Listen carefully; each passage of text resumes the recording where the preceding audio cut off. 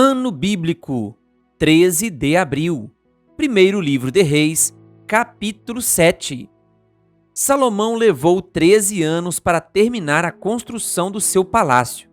Ele construiu o Palácio da Floresta do Líbano com 45 metros de comprimento, 22 metros e meio de largura e 13 metros e meio de altura, sustentado por 4 fileiras de colunas de cedro, sobre as quais apoiavam-se vigas de cedro aparelhadas. O forro de cedro ficava sobre as 45 vigas, 15 por fileira, que se apoiavam nas colunas. Havia janelas dispostas de 3 em 3, uma em frente da outra. Todas as portas tinham estrutura retangular, ficavam na parte da frente, disposta de 3 em 3, uma em frente da outra. Fez um pórtico de colunas de 22 metros e meio de comprimento e 13 metros e meio de largura. Em frente, havia outro pórtico com colunas e uma coberta que se estendia além das colunas. Construiu a sala do trono, isto é, a sala da justiça, onde iria julgar, e revestiu-a de cedro desde o chão até o teto. E o palácio para sua moradia, no outro pátio, tinha um formato semelhante. Salomão fez também um palácio como esse para a filha do faraó, com quem tinha se casado. Todas essas construções, desde o lado externo até o grande pátio e do alicerce até o beiral, foram feitas de pedras de qualidade superior, cortadas sob medida e desbastadas com uma serra dos lados interno e externo. Os alicerces foram lançados com pedras grandes de qualidade superior, algumas medindo 4,5 metros e outras 3,60 metros. Na parte de cima havia pedras de qualidade superior, cortadas sob medida, e vigas de cedro. O grande pátio era cercado por um muro de 3 camadas de pedras lavradas e uma camada de vigas de cedro aparelhadas. Da mesma maneira que o pátio interior do templo do Senhor, com seu pórtico. O rei Salomão enviara mensageiros a Tiro e trouxe-lhe Hurão, filho de uma viúva da tribo de Naphtali e de um cidadão de Tiro, artífice em bronze. Hurão era extremamente hábil e experiente e sabia fazer todo tipo de trabalho em bronze. Apresentou-se ao rei Salomão e fez depois todo o trabalho que lhe foi designado. Ele fundiu 2 colunas de bronze, cada uma com 8 metros e 10 centímetros de altura e 5 metros e 40 centímetros de circunferência, medidas pelo fio apropriado. Também fez 2 capitéis de bronze fundido para colocar no altar das colunas. Cada capitel tinha 2 metros e 25 centímetros de altura. Conjuntos de correntes entrelaçadas ornamentavam os capitéis no alto das colunas, 7 em cada capitel. Fez também romãs em 2 fileiras, que circundavam cada conjunto de correntes para cobrir os capitéis no alto das colunas. Fez o mesmo em cada capitel. Os capitéis no alto das colunas do pórtico tinham o formato de lírios, cada um com 1,80 metros de altura. Nos capitéis das 2 colunas, acima da parte que tinha formato de taça, perto do conjunto de correntes, havia 200 romãs enfileiradas ao redor. Ele levantou as colunas na frente do pórtico do templo. Deu o nome de Jaquim à coluna ao sul e de Boaz à coluna ao norte. Os capitéis no alto tinham a forma de lírios, e assim completou-se o trabalho das colunas. Fez o tanque de metal fundido, redondo, medindo 4,5 metros de diâmetro e 2,25 metros de altura. Era preciso um fio de 13,5 metros para medir a sua circunferência. Abaixo da borda e ao seu redor havia 2 fileiras de frutos, de 5 em 5 centímetros, fundidas numa só peça com o tanque. O tanque ficava sobre 12 touros, 3 voltados para o norte, 3 para o oeste, 3 para o sul e 3 para o leste. Ficava em cima deles, e as pernas traseiras dos touros eram voltadas para o centro. A espessura do tanque era de 4 dedos, e sua borda era como a borda de um cálice, como uma flor de lírio. Sua capacidade era de 40.000 litros. Também fez 10 carrinhos de bronze. Cada um tinha 1,80 m de comprimento e de largura, e 1,35 m de altura. Os carrinhos eram feitos assim. Tinham placas laterais presas às armações. Nas placas entre as armações havia figuras de leões, bois e querubins sobre as armações, acima e abaixo dos leões e bois. Havia grinaldas de metal batido. Em cada carrinho havia 4 rodas de bronze com eixos de bronze, cada um com uma bacia apoiada em 4 pés e fundida ao lado de cada grinalda. No lado de dentro do carrinho havia uma abertura circular com 45 centímetros de profundidade. Essa abertura era redonda e, com sua base, media 70 centímetros. Havia esculturas em torno da abertura. As placas dos carrinhos eram quadradas e não redondas. As 4 rodas ficavam sob as placas e os eixos das rodas ficavam presos ao estrado. O diâmetro de cada roda era de 70 centímetros. As rodas eram feitas como rodas de carros. Os eixos, os aros, os raios e os cubos eram todos de metal fundido. Havia 4 cabos que se projetavam do carrinho, um em cada canto. No alto do carrinho havia uma lâmina circular de 22 centímetros de altura. Os apoios e as placas estavam fixados no alto do carrinho. Ele esculpiu figuras de querubins, leões e tamareiras na superfície dos apoios e nas placas, em cada espaço disponível com grinaldas ao redor. Foi assim que fez os 10 carrinhos. Foram todos fundidos nos mesmos moldes e eram idênticos no tamanho e na forma. Depois ele fez 10 pias de bronze, cada uma com capacidade de 800 litros, medindo 1,80 m de diâmetro, uma pia para cada um dos 10 carrinhos. Ele pôs 5 carrinhos no lado sul do templo e 5 no lado norte. Pôs o tanque no lado sul, no canto sudeste do templo. Também fez os jarros, as pás e as bacias para aspersão. Assim, Hurão completou todo o trabalho de que fora encarregado pelo rei Salomão no templo do Senhor. As 2 colunas, os 2 capitéis em forma de taça no alto das colunas, os 2 conjuntos de correntes que decoravam os 2 capitéis, as 400 romãs para os 2 conjuntos de correntes, sendo 2 fileiras de romãs para cada conjunto, os 10 carrinhos com as suas 10 pias, o tanque e os 12 touros debaixo dele, e os jarros, as pás e as bacias de aspersão. Todos esses utensílios que Hurão fez a pedido do rei Salomão para o templo do Senhor eram de bronze polido. Foi na planície do Jordão, entre Sucote e Zaretã, que o rei os mandou fundir em moldes de barro. Salomão não mandou pesar esses utensílios.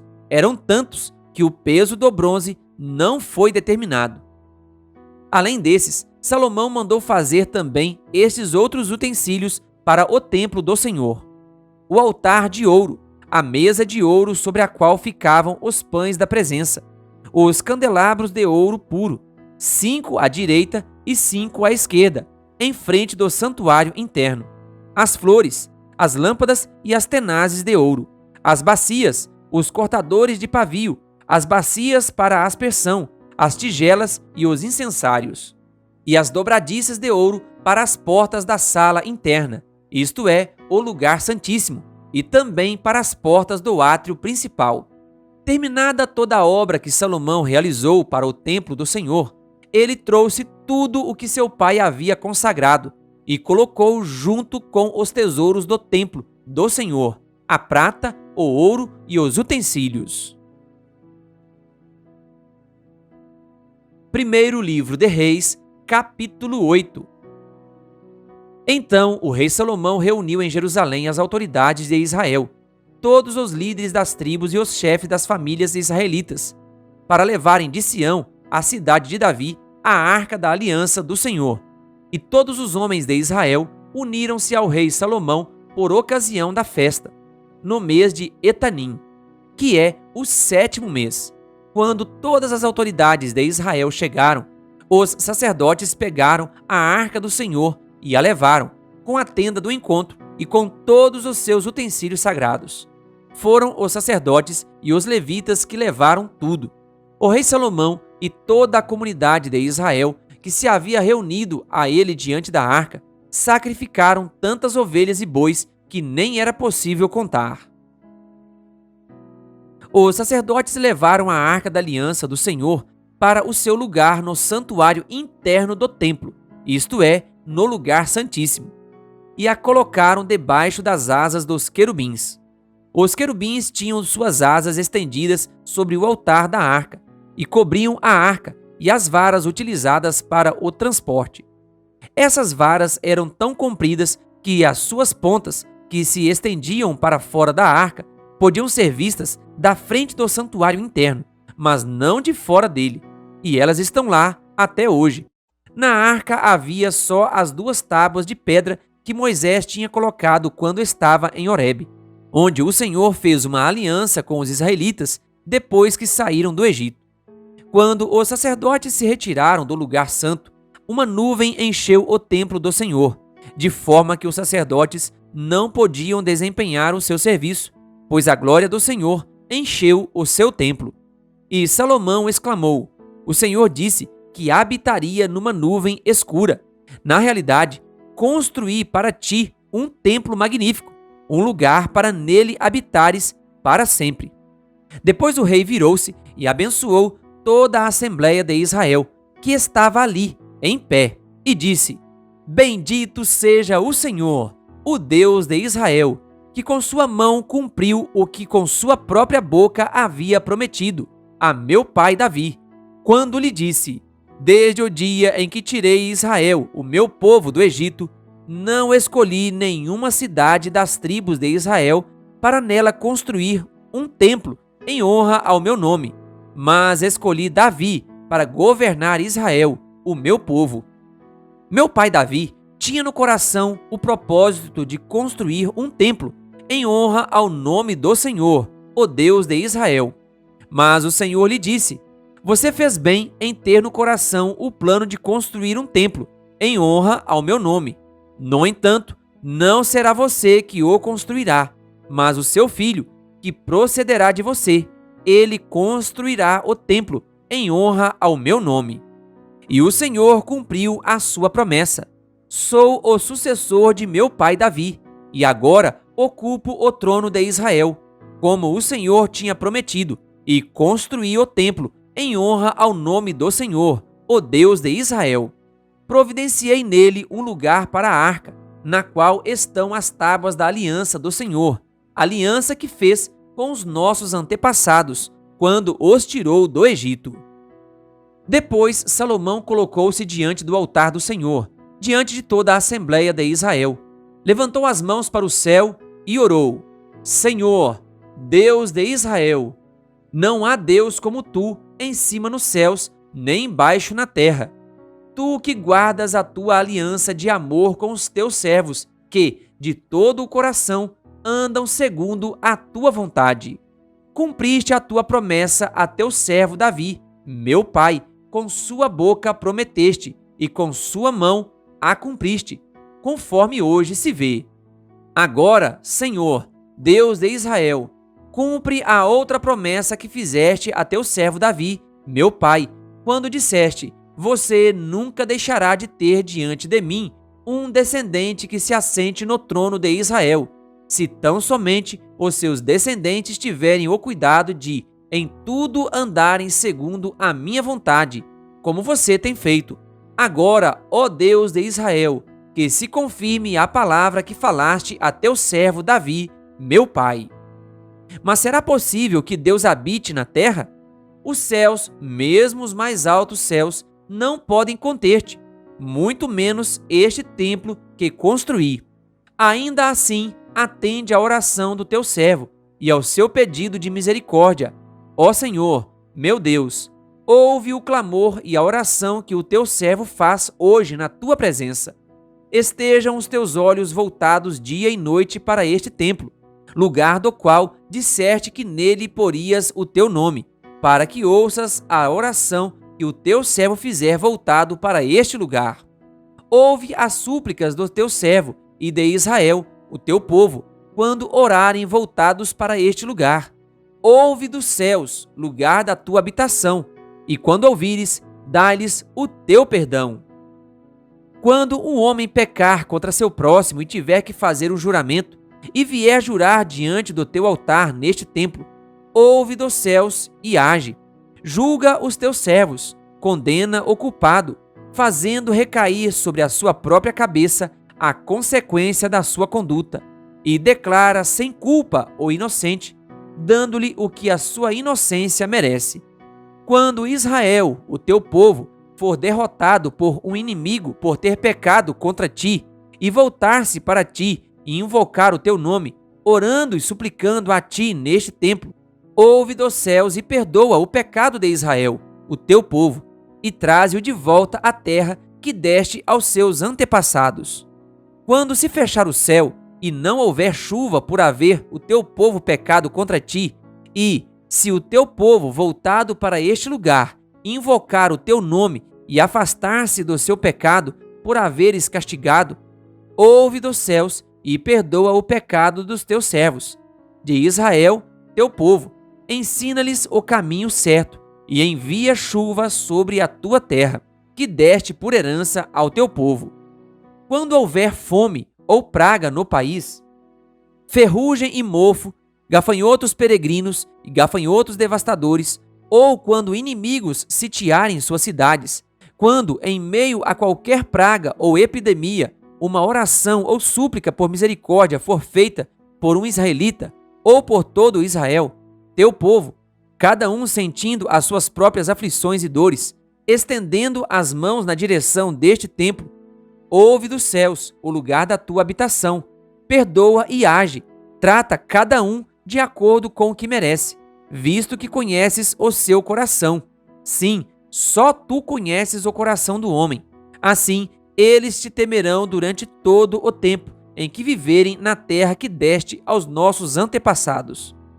Quanto aos estrangeiros que não pertencem a Israel, o teu povo, e que veio de uma terra distante por causa do teu nome, pois ouvirão acerca do teu grande nome, da tua mão poderosa e do teu braço forte.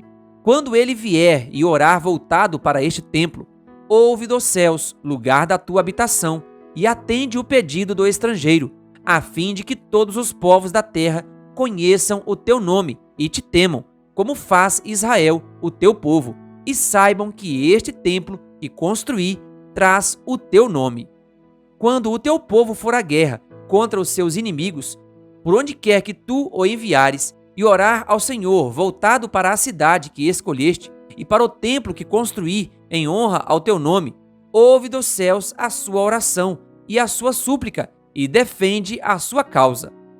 Quando pecarem contra ti, pois não há ninguém que não peque, e ficares irado com eles e os entregares ao inimigo, que os leve prisioneiros para a sua terra, distante ou próxima. Se eles caírem em si, na terra para a qual tiverem sido deportados, e se arrependerem e lá orarem, pecamos, praticamos o mal e fomos rebeldes. E se lá eles se voltarem para ti de todo o seu coração e de toda a sua alma, na terra dos inimigos que os tiverem levado como prisioneiros, e orarem voltados para a terra que deste aos seus antepassados, para a cidade que escolheste e para o templo que construí em honra ao teu nome, então, desde os céus, o lugar da tua habitação, ouve a sua oração e a sua súplica, e defende a sua causa. Perdoa o teu povo, que pecou contra ti, perdoa todas as transgressões que cometeram contra ti, e faze com que os seus conquistadores tenham misericórdia deles, pois são o teu povo e a tua herança, que tiraste do Egito, da fornalha de fundição. Que os teus olhos estejam abertos para a súplica do teu servo e para a súplica de Israel, o teu povo, e que os ouças sempre que clamarem a ti, pois tu os escolheste dentre todos os povos da terra, para serem a tua herança, como declaraste por meio do teu servo Moisés, quando tu, ó soberano Senhor, tiraste os nossos antepassados do Egito. Quando Salomão terminou a oração e a súplica ao Senhor, levantou-se diante do altar do Senhor, onde tinha se ajoelhado e estendido as mãos para o céu. Pôs-se em pé e abençoou em alta voz toda a Assembleia de Israel, dizendo: Bendito seja o Senhor, que deu descanso a Israel, o seu povo, como havia prometido. Não ficou sem cumprimento nenhuma de todas as boas promessas que ele fez por meio de seu servo Moisés. Que o Senhor, o nosso Deus, esteja conosco, assim como esteve com os nossos antepassados. Que ele jamais nos deixe nem nos abandone, e faça com que de coração nos voltemos para ele, a fim de andarmos em todos os seus caminhos e obedecermos aos seus mandamentos, decretos e ordenanças, que deu aos nossos antepassados. E que as palavras da minha súplica ao Senhor tenham acesso ao Senhor, o nosso Deus, dia e noite, para que ele defenda a causa do seu servo e a causa de Israel, o seu povo, de acordo com o que precisarem. Assim, todos os povos da terra saberão que o Senhor é Deus e que não há nenhum outro. Mas vocês tenham um coração íntegro para com o Senhor, o nosso Deus, para viverem por seus decretos e obedecerem aos seus mandamentos, como acontece hoje. Então o rei Salomão e todo o Israel ofereceram sacrifícios ao Senhor. Ele ofereceu em sacrifício de comunhão ao Senhor 22.000 bois e 120.000 ovelhas. Assim, o rei e todos os israelitas fizeram a dedicação do templo do Senhor. Naquele mesmo dia, o rei consagrou a parte central do pátio, que ficava na frente do templo do Senhor, e ali ofereceu holocaustos, ofertas de cereal e a gordura das ofertas de comunhão, pois o altar de bronze diante do Senhor era pequeno demais para comportar os holocaustos, as ofertas de cereal e a gordura das ofertas de comunhão.